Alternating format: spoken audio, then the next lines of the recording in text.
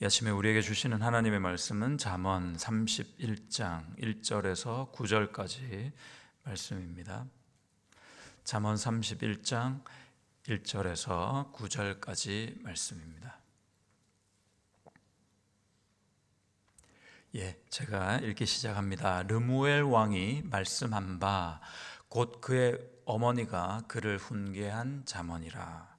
내 아들아, 내가 무엇을 말하랴? 내 태에서 난 아들아, 내가 무엇을 말하랴? 서원대로 얻은 아들아, 내가 무엇을 말하랴?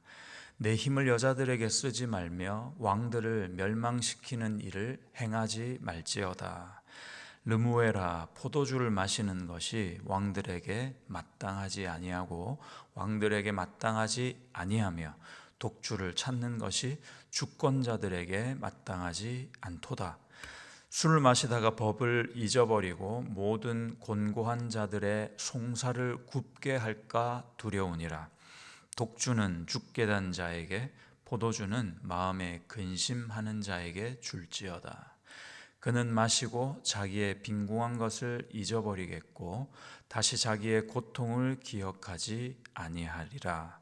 너는 말 못하는 자와 모든 고독한 자의 송사를 위하여 입을 열지니라. 너는 입을 열어 공의로 재판하여 곤고한 자와 궁핍한 자를 신원할지니라. 아멘. 1절에 누구에게 이 말씀을 주고 계신지 명확하게 나오죠. 르무엘입니다. 그런데 역사적으로 볼 때 이스라엘 왕 중에는 르무엘이라는 사람을 찾을 수가 없습니다. 그 이름의 뜻이 하나님께 속한 자, 이렇다고 합니다. 하나님께 속한 자.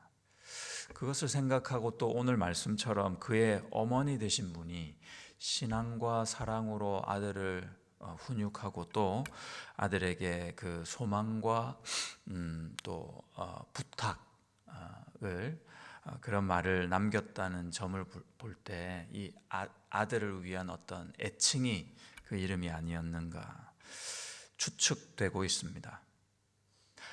어떤 사람이 그랬습니다. 어머니라는 존재는 co-creator with God 그랬습니다. 하나님과 공동 창조자의 역할을 맡았다는 거죠. 또 하나님께서 늘 우리를 긍휼히 여기시며 사랑해 주시는데 그 긍휼하심이라는 단어도 어머니의 모태라는 어원에서 비롯되었을 정도로 어머니의 사랑은 성스럽기까지 합니다. 2절에 보시면 그 어머니의 참 진중한 사랑, 그 마음이 잘 녹아 있는 것을 볼 수 있는데요. 내 아들아 하시면서 3번 뭘 말해줘야 되지, 무엇을 말해줘야 될까 하고 고민하는 모습을 보입니다. 이 사랑하고 귀한 아들에게 내가 정말 어떤 말을 남겨야 할까 하는 것이겠죠. 지난주에 제가 아내에게 이런 말을 했습니다. 잔소리를 좀 하자고. 워낙 제가 볼 때는 잔소리가 좀 없어가지고요, 아이에게 잔소리를 좀 하자고 그랬습니다. 잔소리는 저는 좀 비하된 말이라고 생각하는데요, 시와 때를 안 가리는 단발성 훈육이라고 생각합니다. 꼭 필요합니다. 제가 볼 때는 그렇습니다. 그 축구 선수 손흥민 아버지의 이렇게 영상들을 좀 보셨는지 모르겠습니다. 좋은 선수잖아요, 손흥민이라는 선수는. 그런데 그분이 가만 보니까요, 집요하게 잔소리를 하시더라고요. 이 손흥민이라는 선수가 집에서 편안하게 쉬고 있는데 막 일어나라 그러면서요, 잠에서 일어난 아들을 두고, 월드 클래스인데 아들을 두고 막 잔소리를 하시고요. 그래서 밥을 먹고 있는 아들에게 막 붙잡아 놓고 막 또 잔소리를 하고, 그런 모습을 좀 저는 본 적이 있습니다. 한 3가지 정도 내용을 가지고 잔소리를 하던데요, 끊임없이 부단하게 노력해라, 그리고 늘 겸손하라, 그리고 마지막으로 네가 좋아하는 그 축구를 좀 즐기라, 이렇게 잔소리를 하더라고요. 그 훈육에 이 선수가 어떤 선수가 되었나 가만 보면은 똑같아지더라는 겁니다. 항상 노력하는 선수고요, 그리고 늘 겸손하고 축구를 참 즐기는 그런 선수가 되어 있었습니다. 오늘 이 말씀도 왕의 마음에 새겨진 어머니의 그 잔소리라기보다 아주 굵고 기억에 남는 그런 소리 아니겠습니까? 첫 번째 그 어머니의 소리, 교훈은 무엇인가 하고 봤더니 힘을 절제하라는 겁니다. 절제하라는 뜻은 단순히 힘을 아껴라든지 사용하지 말라 이런 뜻이 아니라 바른 곳에 잘 사용하기 위해서 절제하라는 겁니다. 보다 적극적인 내용이 있습니다. 3절 보시면 내 힘을 여자들에게 쓰지 말며 왕들을 멸망시키는 일을 행하지 말지어다 말씀합니다. 정욕보다 어떤 권력을 허비하지 말라, 이런 말입니다. 하나님이 주신 권세를 자신의 야욕을 위해 사용하지 말라는 뜻이죠. 어느 단체나 조직도 마찬가지지만 리더를 위해서 리더를 세우지는 않습니다. 살펴보면 우리도 원하든 원치 않든 각자 누군가의 리더로서 역할을 하고 있거든요. 늘 염두에 둬야 되는 것 중 언제나 내 위치가 어딘가 하는 겁니다. 내가 어떤 위치에 있는가, 내가 어떤 리더인가라는 것이죠. 그리고 생각하고 또 늘 염두에 둬야 되는 것 중 하나는 내 사명이 그럼 뭔가, 내 본분이, 내가 해야 할 일은 무엇인가 하는 의식을 가져야 하는 것입니다. 어머니가 남긴 두 번째 교훈은 음주를 절제하라는 겁니다. 술 마시지 마라 했습니다. 적극적으로 얘기하면 술을 마시지 않고 보다 법과 진리에 따라 백성을 다스리라 하는 권고죠. 5절을 보시면 술을 마시다가 법을 잊어버리고 모든 곤고한 자들의 송사를 굽게 할까 두려우니라 했습니다. 뒤에 걸 더 하기 위해서 술 마시지 마라 하신 말씀입니다. 술이라는 물질 자체보다는 술을 마심으로 자기 본분을 잃어버릴까 봐, 본분을 잃어버려서 자기가 해야 할 그 사명을 잊어버릴까 봐 술 마시지 마라, 그르치게 되니 늘 조심하라 경계합니다. 그러면 그 왕의 본분은 무엇인가? 법을 잘 알아야겠죠. 그리고 그 법대로 억울한 자들의 편에 서서 그들을 위해서 바른 재판을 해주는 것입니다. 술에 취하면 법을 잊게 되고 법을 잊으면 자신의 권력에 취하게 됩니다. 권력에 취해서 그 권력을 무리하게 행사하게 되죠. 왕만 그렇지 않고 리더십을 가진 우리 개개인에게 모두 적용되는 말입니다. 사실 왕정제도는 하나님께서 원치 않으셨잖아요. 그런데 인간이 요구를 하니, 집요하게 요구를 하니 하나님이 허용하신 제도입니다. 애굽에서 이미 이스라엘 백성들은 지배와 피지배 구조에서 늘 고통당하고 어려워했던 그 쓰라림이 아직 남아 있었지 않습니까? 그런데도 그들은 다시 왕이 필요하다 하나님께 요구했던 겁니다. 하나님께서는 인간이 인간을 지배하는 구조가 아니라 하나님께서 주인 되신 구조, 그런 사회, 그런 나라를 요구하셨죠. 그래서 하나님의 말씀인 토라가 중심이 되어서 그들을 지켜주는 그런 모습을 원하셨습니다. 그래서 그 말씀을 중심으로 서로 섬기고 서로 돕는 신앙이 중심이 되는 사회를 원하셨죠.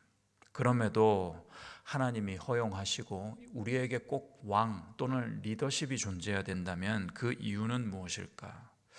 출애굽기 2장 23절을 보시면 여러 해 후에, 애굽의 종되었던 때입니다. 여러 해 후에 애굽 왕은 죽었고 이스라엘 자손은 고된 노동으로 말미암아 탄식하며 부르짖으니 그 고된 노동으로 말미암아 부르짖는 소리가 하나님께 상달된지라. 이 소리가 하나님께 올려지자 하나님께서는 그들을 이끌어 모세를 세운 다음에 하나님께서 그야말로 구원해 주신 것입니다. 하나님을 대신해서 이들의 부르짖음을 들을 수 있는 자, 그들을 돌볼 수 있는 왕이 세워져야 했던 겁니다. 오늘 본문 5절, 6절, 7절은 술과 이 왕도가 무엇인지를 잘 비교해 주고 계시는데요. 독주는 죽게 된 사람에게 진통제 대신해서 쓰인다 하고요. 그들에게 필요하다라고 대꾸를 이뤄서 이제 말씀하고 있는데요. 술을 한잔하고 다 잊어야 하는 사람이 있다 하는 겁니다. 그런 이들에게 독주를 줘라. 너는 아니다 하시는 거죠. 절대 술이 괜찮다라든지 권장하는 말이 아닙니다. 재미있는 게 하나 있는데요. 여기서 술을 마시다 할 때 마시다, 그 다음에 고통이나 아픔을 잊어버리다 할 때 잊어버리다, 이것이요 히브리어로 워드 플레이를 하고 있습니다. 마시다는 샤타하고요, 잊어버리다는 샤카합니다. 샤타, 샤카, 샤카, 샤타 이러는 겁니다. 한국어로 또 워드 플레이를 하자면 고통 중에 있는 사람에게 술은 그 고통을 덜어주게 하고 왕은 그 고통을 들어주라는, 그걸 위해서 있는 자라는 것이죠. 술은 고통을 잠시 잊게 할 뿐이지만 참된 왕은 그들의 고통을 해결해 주는 그런 자이어야 한다 하는 말씀입니다.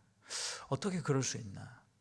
어떻게 리더로서, 어떻게 왕으로서 고통에 있는 자들에게 해결을 해줄 수 있는 사람이 그런 일을 할 수 있을까?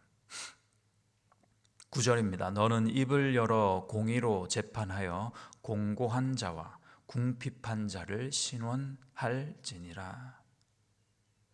사실 오늘 말씀을 가만히 보면 평범한 어머니가 평범한 자녀 또는 아들에게 이야기하고 그 아들에게 요구되어지고 있는 덕목이 아닙니다. 왕 아니면 다 이게 적용이 안 되는 거예요, 사실은. 꼭 왕에게만 필요한 메시지들 아닙니까? 시대 사회적으로 보면 우리도 다 왕은 아니죠. 그러나 우리 개개인도 르무엘, 곧 하나님께 속한 자들이라는 점에서는 참된 왕도가 요구되는 겁니다. 참된 다스림이 우리에게도 요구된다는 말씀입니다. 사도 베드로는 우리를 가르쳐 왕 같은 제사장이고 거룩한 나라고 하나님의 소유된 백성이다 규정해 주신 겁니다. 그런 자라는 거죠. 다스리는 것이 정치라면 우리도 바른 정치를 해야 합니다. 하나님께 고난을 위임받은 자의 마땅한 의무인 것입니다. 그 정치, 다스림이라 함은 주 예수 그리스도 안에 있는 거룩과 성결 그리고 진리와 화평으로 누군가의 삶을 복되게 해야 하는 것입니다. 그것이 우리가 해야 할 바른 정치입니다. 또 그들의 삶을 그들을 살아나게 하고 그들의 삶이 더 풍성하게 될 수 있는, 그런데 우리가 기여해야 할 의무가 있습니다. 이것을 사명이라고 하지 않습니까?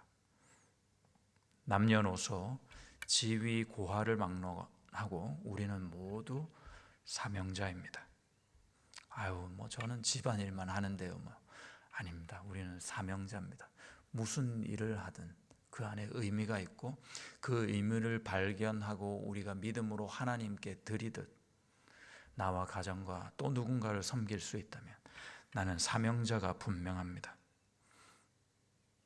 오늘 말씀이 자녀에게 남긴 교훈의 메시지라고 할 때 우리 자녀도 마찬가지 아니겠습니까?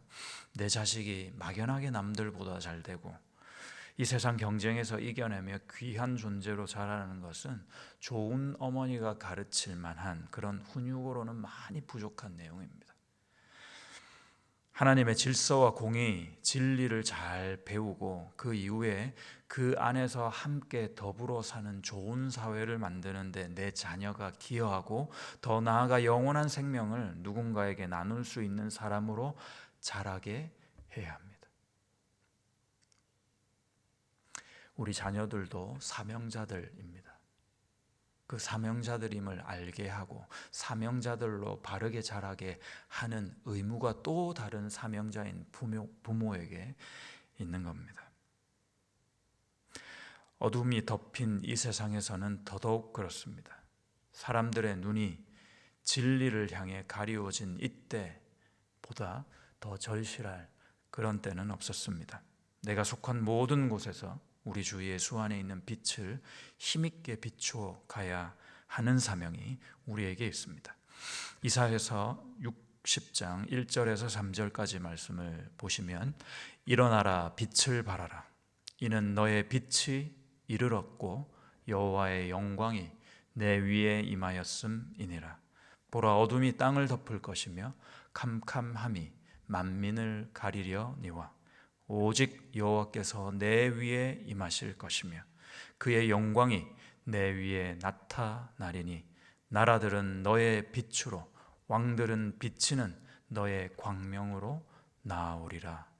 아멘입니다. 함께 기도하시겠습니다.